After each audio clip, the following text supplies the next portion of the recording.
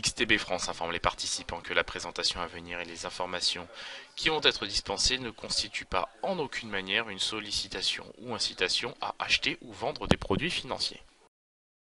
Nous commençons avec le calendrier économique de ce mercredi 24 octobre 2018. Vous l'avez à l'écran, nous nous intéresserons à une véritable salve de statistiques économiques.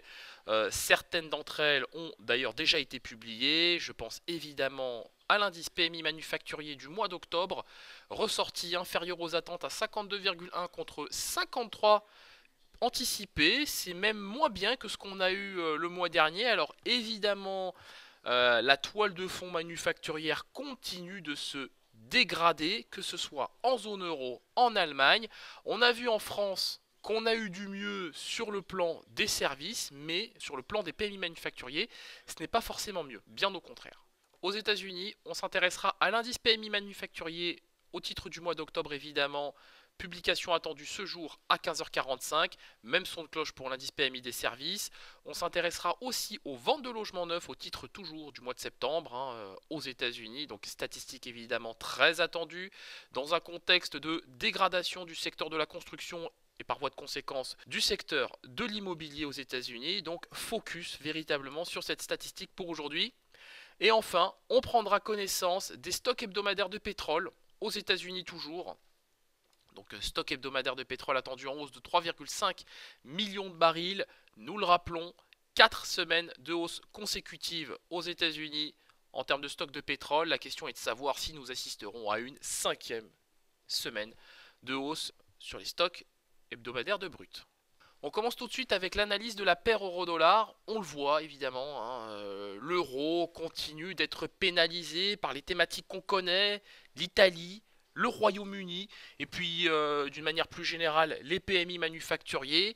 Pour le coup, on peut dire que cette statistique a un impact significatif sur l'euro. Techniquement, on le voit, l'actif évolue en tendance baissière, ça se voit un petit peu comme le nez au milieu du visage. Les prix sont capés par les moyennes mobiles à 25 et 100 périodes. De son côté, le RSI est orienté à la baisse et fluctue à l'intérieur de sa zone de survente. Dans ce contexte, nous avons un biais baissier sur l'euro-dollar et nous estimons que la paire pourrait retrouver le niveau des 1,1405 $ pour un euro à très court terme. Le DAX 30, on le voit, l'indice n'échappe pas au sell-off auquel nous assistons sur les marchés depuis hier.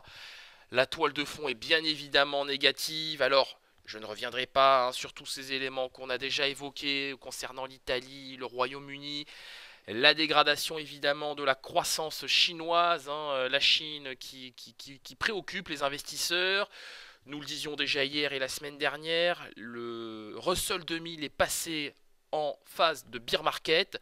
Évidemment, le signal d'alerte s'est bel et bien matérialisé par une chute des indices européens. Le DAX 30, comme je le disais à l'instant, n'échappe pas à cette toile de fond. La toile de fond est bien évidemment baissière puisque les prix sont capés par les moyennes mobiles à 25 et 100 périodes. Le RSI est orienté à la baisse et fluctue sous sa zone de neutralité. Je m'attends néanmoins à un rebond technique sur le DAX 30. Pourquoi pas en direction des 11 300 points.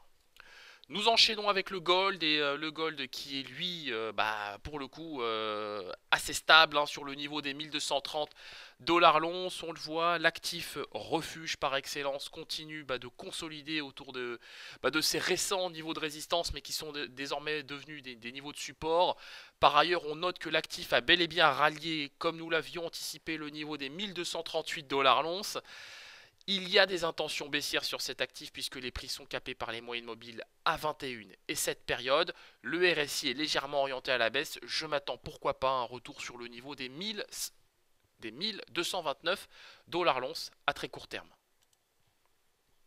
Du côté du contrat WTI, alors je le disais en introduction, on attendra aujourd'hui évidemment les stocks hebdomadaires de pétrole pour la semaine terminée au 19 octobre. Évidemment le département de l'énergie va devoir infirmer ou confirmer la statistique, la donnée de l'American Petroleum Institute ressortie hier à 22h30. On note aussi que le WTI a quand même cédé mardi 4,2% à 66,4 $ le baril. La baisse continue. La toile de fond est bien évidemment baissière, hein. Je pense que ça se voit aussi comme le nez au milieu du visage.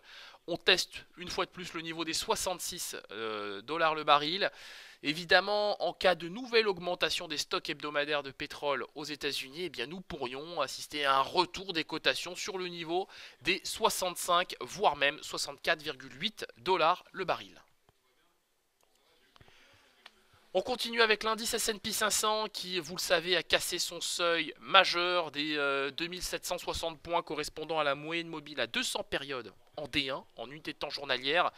À très court terme, en M30, on le voit, l'actif évolue sous la moyenne mobile à 21 périodes. Donc on est venu hier tester le niveau des 2700 points et là on reteste effectivement le niveau des 2720 points. En 4 cas sur de ce niveau, il se pourrait que nous retrouvions dans un premier temps le niveau des 2712 et ensuite pourquoi pas le niveau des 2700 points. Alors évidemment il nous faudra des catalyseurs et je pense que les catalyseurs pour le coup seront d'ordre macroéconomique puisque je le rappelle nous assisterons aujourd'hui au PMI manufacturier et des services aux États-Unis, statistique attendue ce jour à 15h45.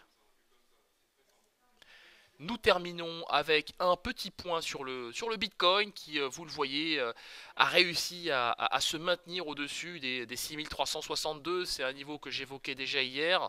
La toile de fond est bien évidemment très positive sur cet actif puisqu'on a réussi à s'affranchir de la résistance, en l'occurrence des 6400, résistance devenue support. Les prix restent soutenus par la moyenne mobile à cette période. La moyenne mobile à 21 périodes est elle aussi orientée à la hausse. J'anticipe pourquoi pas un retour sur le niveau des 6430 $ pour un Bitcoin sur le plan technique. Merci de votre attention, on se quitte sur cette note. Je vous souhaite une excellente séance de trading et une excellente journée.